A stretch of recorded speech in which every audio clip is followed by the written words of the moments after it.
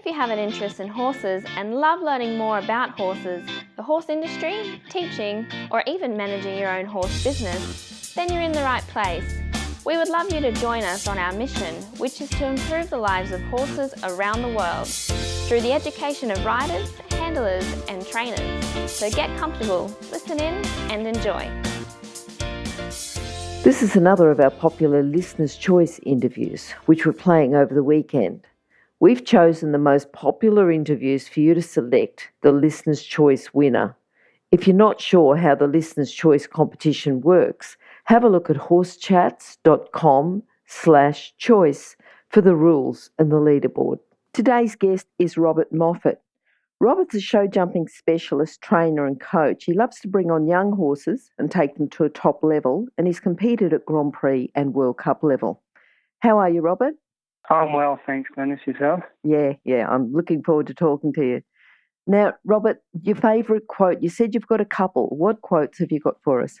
Well, I think the first quote that sort of resonates with me fairly well with regards to horses is the quick way is the slow way, and that's something that George, I think George Morris was one of it was come through his sort of system that I heard it, and yeah, it just really resonated with me that, it's just basically saying there's no shortcuts, there's no, generally if you try to shortcut something with the training or with horses in general, it'll be slower in the long run. So I think that's just what it's saying there is that, the quick way is the slow way, the right way. So Okay. And what age do you think you were when you actually learnt that?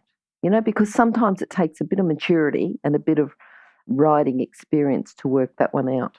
Yeah, for sure. I mean, I think you sort of, I've been very, very lucky with my upbringing that it's, been generations of horsemen that I've been brought up with. So it's through my dad's family and Moffatt side. So I've been very fortunate to be brought up around horses in various disciplines. So, but I think that probably really, I realised that probably midway through my 20s a little bit. I mean, when you're a bit younger, you're sort of, you're pretty keen to everything happen straight away, and it's it's not the case with horses. It definitely teaches you patience, and the older and more experience you have with horses, that quote is very true. It just seems to count every day with everything you do with training with horses. Yep. Now, tell us about one of your early memories, sort of growing up in a horsey family, but just something that might have happened when you were younger, that really sticks in your memory. Well, I think one of my earliest memories would have been, we're on a family property here on the Southern Darling Downs. Is probably, going mustering riding the ponies with my father and my other siblings. I've got four other siblings, 2 older sisters and 2 older brothers, and everybody rode. So when everybody was around and free, everyone pitched in and helped, and probably one of my earliest childhood memories with regards to horses is, we all just going out mustering, and I was probably pretty young at the time because I'm pretty sure I was still on a lead behind my father, so he was leading the pony along, and that's pretty much how we learned to sit on in the early days. And then from there, we used to do the show events at the local shows. So I feel very privileged at the work that my parents did with 5 kids, 5 ponies, all going to the show, all competing in all different events. And so how they juggled that, I'm not sure, but we were very, very fortunate that we had the upbringing we did, and we were always encouraged to ride in the show ring events first, and then obviously we did a few novelty events and all that type of thing. But the basis of all our riding, Dad was probably more of a stronger influence there. He instilled in us, we had to sit properly on a horse, the basics position-wise. And even if we were riding out, when I was a little bit older, we'd be riding home and might be getting tired at the end of the day, and you'd ride past and give you a little poke in the ribs and say, "Hey, boy, sit up here at the end." So it was very, and we were quite lucky to have that instilled into us early, no matter what type of riding we were doing. Yeah. When you were at the shows, were you show jumping then, or when did you actually start competing show jumping? I probably got keen on the show jumping around the age of sort of maybe 11 or 12, I think, from memory. Early on, we didn't specialise in anything. We should have had one pony, and that pony did everything. So went in the hack classes, went in the novelties, and obviously did a few little rounds of show jumping here and there through pony club. But it sort of, I more or less followed my elder siblings' footsteps into the show jumping, because they were a little bit older, sort of Richard and Michelle, sort of 5 or 6 years older than me, so they were doing quite a bit of show jumping in high school in those days when it just kicked off, equestrian, and I guess I just sort of followed in their footsteps, and so around the age of 12 or so I would have started, and then once both of those brother and sister finished sort of with their horses and moved on to careers, I got the hand-me-down, so it was quite convenient. Okay. Now, what about coaching? Were you always going to be a show jump coach? Were you always thinking along those lines, or what made you decide to start teaching and working with horses and, doing it in a lot bigger way than just going to the local shows? Was that always a career thing from when you were 11, 12, or was it something that happened later? It wasn't anything I had thought of a career path that early on. It was more, I got a lot of enjoyment out of show jumping, and I seemed to be quite good at it, really. I was quite competitive. I've always been competitive. So, I quite enjoyed it, and I was okay at it. So, yes, the other sort of school sports didn't really tickle my fancy. Really, swimming or the athletics, I wasn't terribly fast though. So the only really good sport I was good at was with the horses. So that's sort of what I was drawn to, and Okay. But career-wise, the coaching part of it, I think it was sort of just a secondary outcome that happened, sort of following the path into show jumping, and I left school reasonably young at 15, and I did odd jobs and worked on the farm for quite a while, and then ventured on, and I based myself at David Finch's place near Toowoomba, and I spent several years there. And, I think it was just through having a passion for the horses and the show jumping itself, and the knowledge I'd acquired by travelling overseas quite young as well. It just seemed a natural progression that all of a sudden just started happening, that I started the coaching, and of course went through the NCIS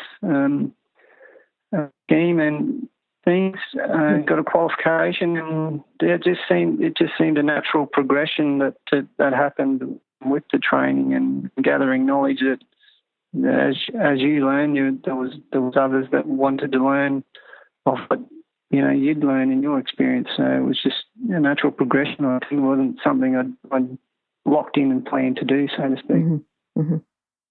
So I'm sure David gave you a great start as far as the coaching goes, but what do you think, if you were going to employ someone to work in the horse industry, what sort of core skills or character traits would you want them to have? I think one of the character traits is, you have to be very, everyone knows that works in the horse industry, you have to be very keen. You have to be very passionate about it, because if you're in the horse industry just as a job, you're not probably going to enjoy it. But it's really got to be a passion that you live and breathe it each day, I think.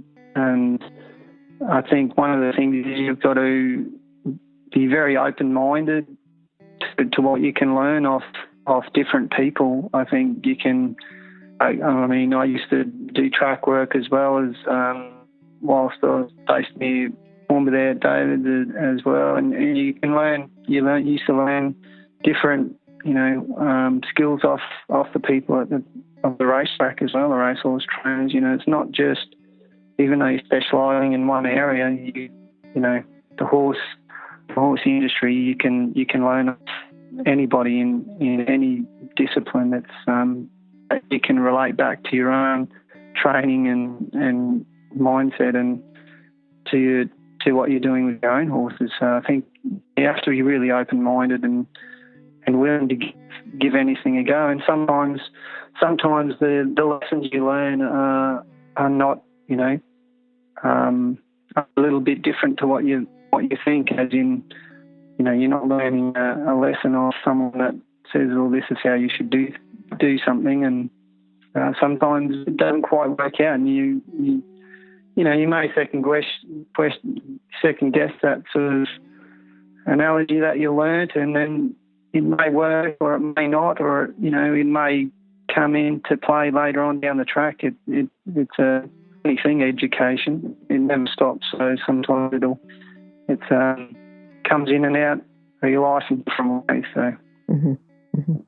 What do you think's the best thing about working with horses, show jumping, being in the horse industry? I think the best thing for me is just the enjoyment I get out of the process. For me is like, your clinical training at home through through dressage and jump gymnastics, and just working with another mind, and it's challenging, but it's also extremely rewarding when everything starts to fall into place. I think that sort of aspect of it is what I really enjoy about working with horses in the industry, but also get a lot of satisfaction now out of sharing my knowledge as well, and seeing students go through a process and achieving their goals and outcomes as well. That's extremely satisfying as well. Yep. And then thinking about people who've helped you, because you've talked about George Morris, you've talked about David Finch. Who else has helped you along the way? I think Vicki Roycrofters has been a big mentor sort of later on in life. I think mainly the one thing I learned from when I was based down there from her is just to be, obviously she's an Olympian. She's pretty much ticked every box there is to tick. Yes. With regards to achievements. But I mean, she really installed a lot of discipline in the way that she does things, and that really, that was something that I wasn't really lacking. But something that I hadn't seen with that intensity before, I think, and that sort of really made me realise that if you want to be consistent and stay competitive at an elite level, you have to. This is the level you have to be, and you have to work at it and stay, and you really have to have a lot of self-discipline there. I think a big part of my learning experience has been through Vicki, and the introduction to George Morris through her. That was a big game changer for me. Mm-hmm. I think with riding at the elite level, World Cup level. I think that was hugely beneficial for my for furthering my career. My dad had a huge influence as well, especially early on. Okay. Yeah, he's just the way, his horsemanship skills and things that he installed in myself and my other siblings is, I think, something that I've now realised from the background I've come from was very fortunate, and something I'd probably taken for granted and never really thought about, because there's various ways of, people being introduced to the industry or to horses, and my wife's family come from a very different background where, they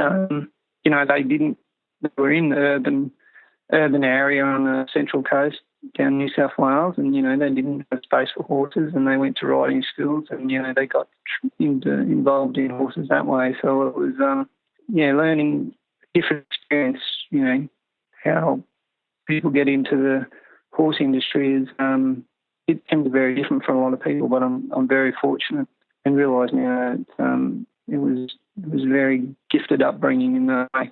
Yeah, yeah. I know you've ridden and competed on quite a few horses, but what's a horse that you think's influenced you and helped you in your career? Who do you think's been the most influence?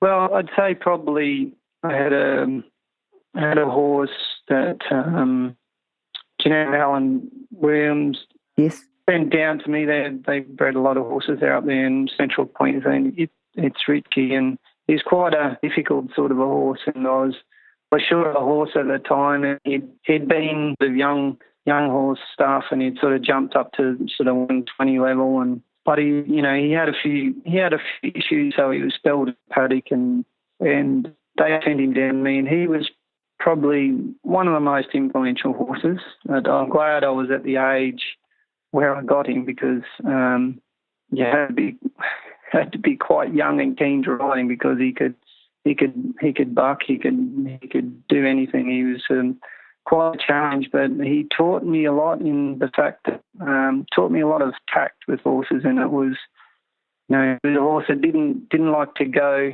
in a structured way. He didn't follow any rules of the classical method of training.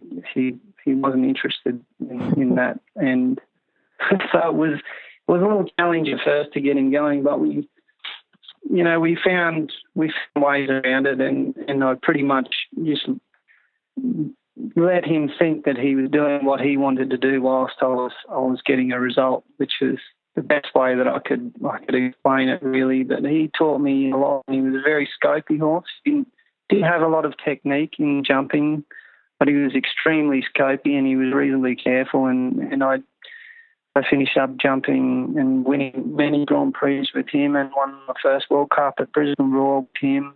And I think he could jump a puissance like a normal fence. He could, I think they don't really have many puissances these days. There was 3 puissances on a circuit up here. There was Toowoomba, and I think there was in Brisbane, and each one he jumped over 2 metres 10. I think he was quite extraordinary, the amount of power he has. And I haven't ridden a horse with as much power as he had. So when he wanted to be naughty, when we first sort of started our relationship, it was you didn't stand much chance, put it that way.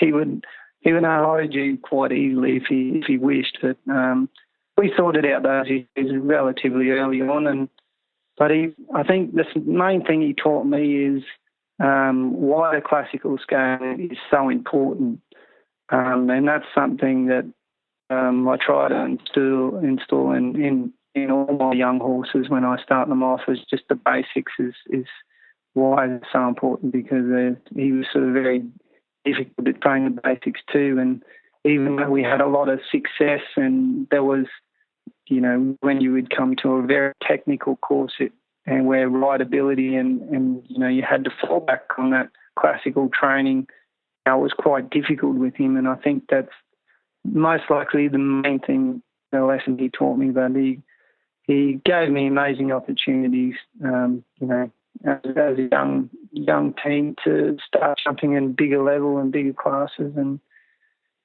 so he's probably opened the door for me in a lot of ways, I think. Okay. Yep. Yeah, but I think the other horse that he's still going now, but was Viduka, that I used to ride.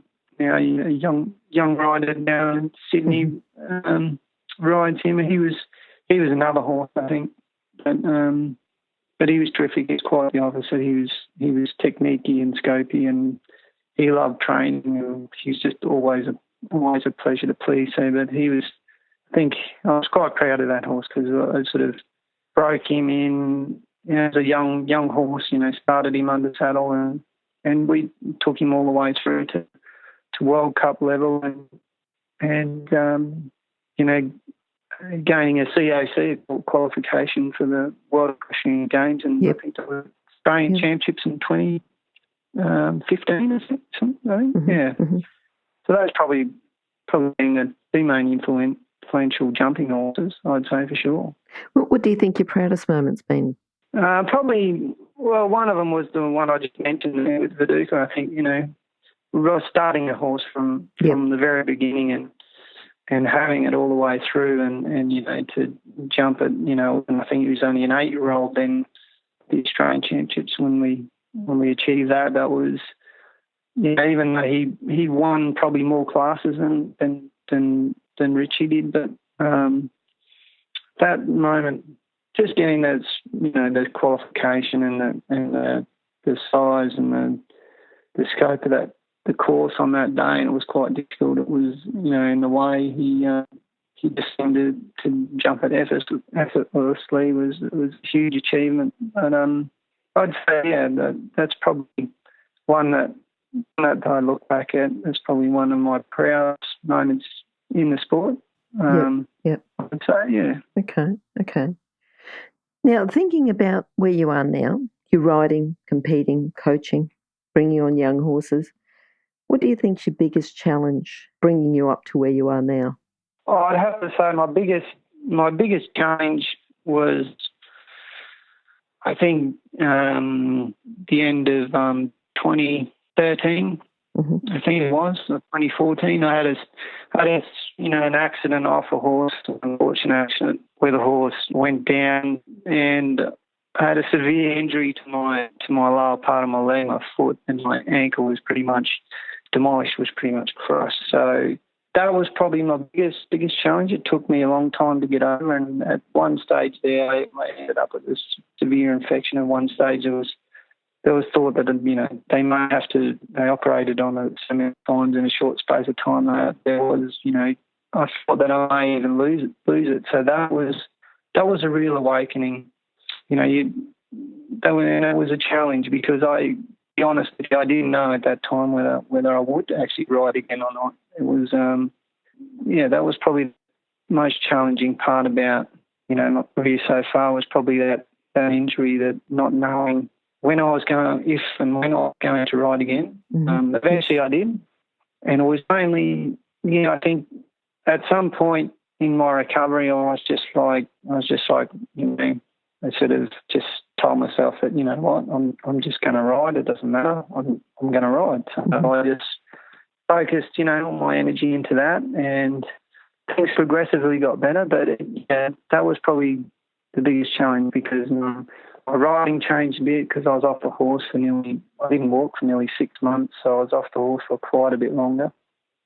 And coming back was extremely difficult when I was sitting on the horse, but I was very, very fortunate. I had some great friends. There, Shane Davis, and he actually, at the time, Viduka was shortlisted for the Olympics, but I pretty much knew that was sort of gone with the injury. But the one thing that kept me going was Shane offered, I'll take your horse, I'll keep him riding fit. So whenever you think you want to get back on and have a ride, and which that was fantastic. So a lot of friends supported me and helped me out with various different things, and I eventually got back on the horse. And I think I'd never been so happy to jump once I finally got to a show. I think in first class I jumped in my 120 class on him, just on that horse, and he jumped clear, and I felt like I'd won a Grand Prix. It was a feeling, actually, but it was only a small class, but I was happy I stayed on and the foot held up. But it has definitely changed a lot of things in my life, because there's a lot of, riding is very physical. So, to make a good amount of money to make it viable, you have to be riding, 10, 12 horses a day, plus doing coaching and stuff. And, my obviously my body is, I can ride comfortably 5 or 6 in the morning, and it's fine. But that's about my limit for now. I'm not sure whether I'll get any better or not, but we're working on it. And that's probably been my biggest challenge. And now I'm always conscious of, because I've lost a lot of movement. People, and everyone knows, your lower leg is such an important aid, especially when you're show jumping. There's little challenges there, because obviously my wife has a go at me all the time because I ride in uneven stirrups because my right ankle moves about a third of what the other one moves. So there's a few challenges there, but it's something I don't consciously think about when I'm riding anymore, which is good, which is pleasing. So whilst that's not happening, I think everything's good. Yep. What would you say to someone who's had maybe an injury, maybe another life change, and they've ridden at an elite level, and then they've had to have a break, and they're thinking about getting back in and riding again? What would you say to them? I think every person's journey is going to be a little bit different, but I think the main thing is just, to not have so much expectation on yourself. As soon as I dropped the expectation on myself, because at the first point I was like, I want to get back to how I was riding before the accident, and more I focused on wanting to get back on exactly how I was riding before, the little more down you got because it just felt so far away. And things progress in a slow manner. So I think just not having too much expectation on where you're at the time and just setting yourself small, simple goals on where you want to get to with your recovery. Like when you want to get back on the horse and you want to do, but don't sort of say I want to get back on the horse in a couple of months, and then in the next 2 weeks I want to be back riding World Cup level. If you sort of make those unrealistic goals and expectations, you're going to get disappointed. So I think that would probably be my main advice: is just leave expectation out of it and set yourself, small, smart goals that are achievable in a time frame. And once you find yourself slowly ticking those off, it becomes, you start, the positivity starts to build, and you start to really feel good about your recovery rather than thinking it's an impediment. So Yep. Thinking about coaching and, going out coaching students, doing a clinic, what's a common fault that you see with young show jumpers that are coming on, or even more people who are already out competing and doing a fair bit? What differences do you see between young show jumpers coming on and then experienced jumpers wanting to just go up to a higher level and get more experience? I think something seems to be the younger kids coming through focused, not all of them, obviously. Some of them are different than others, but I think there's a lot of, especially with the way social media is and everyone posts up results and just let everyone know how they're going or what they're doing. Seems to be a lot of pressure to look over the fence at what another peer is doing, whether they're jumping in another class or higher or they're winning more. I think the one thing I find is, especially young students, is rather than just focusing on their progression and their goals and what they want to focus on themselves, sometimes, and everybody's guilty of it. I'm guilty of it as well. You look over the fence to someone else and you start comparing yourself to them, and that's the first thing that'll get. And then all of a sudden you think, well, I'm not achieving as much as the next person, and I mustn't be doing anything right. But I think that's one thing. As young people, when the main person you're riding against is yourself, it's all about progression, not necessarily results. So if you look back, if you look back on a student or what they were doing, 6 months to prior from now, if you remind them that, all of a sudden they're like, oh, yeah, okay, you're right. I was nowhere near doing what I'm doing now 6 months prior. That's the standard you should be comparing yourself to, is your own progression. And especially in young students, I think, if they have that mindset a little more, it helps a lot more with going forward and learning therefore. Yep. Yeah, thereon, yeah. With with more advanced riders, I mean, you can, if you really want to, you can pick a fault in any rider. Everybody's got faults. No one person's perfect, but I think with the older riders, most of them have got the experience and knowledge, and I think it's just something that, you know, we all need eyes on the ground to just pick out your flaws and say, hey, well, you know, you should be doing this, or you just got to be careful to watch out the body here, or everybody needs eyes on the ground. And I quite enjoy getting lessons and coaching myself. I find it very satisfying, even if you're getting told what you don't want to hear. It's something. I think with the older riders, no matter how good you are, you have to leave your ego out of it and take on constructive criticism whenever you can. Yep. What about books, Robert? Have you got a book that you could recommend to our listeners, just something that's going to complement their training, complement their riding? Yeah, I've read a few books in the past, but I quite like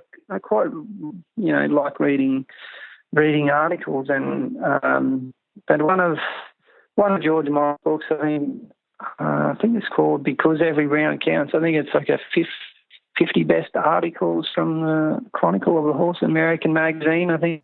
Okay. I read that a while back. It was quite, there was lots of different topics he talked about, and, you know, because it was snippets of articles over a long period of time. There's a bit of everything in there that I think you'd find interesting. We've had, people recommend George Morris as an author, but I'm just not sure we've had that one before, but we'll certainly put it on our list of books. And remember, you can find all the books recommended by our guests at horsechats.com/books. You can have a look at the guest page for the individual book they recommended, or just look at the recommended books by order of popularity at horsechats.com/books. What's the biggest thing that you got out of the list of articles? I think it's just mainly his, the way he teaches and his scale, and he's so, adamant with the classical style of training, and it probably comes back to, being disciplined in your riding and your approach to your riding, mm-hmm. and mainly,